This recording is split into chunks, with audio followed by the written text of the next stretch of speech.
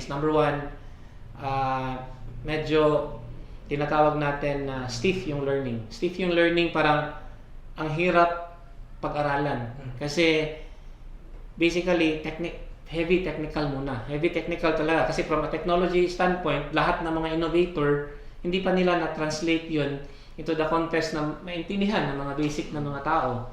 So, stiff talaga ang learning. So, some can understood and get onboarded, some get complexity and confused and eventually stop. So, ang kagandahan lang is the ground layer of this Web3 technology are really basing on the ground layer of Web2 also.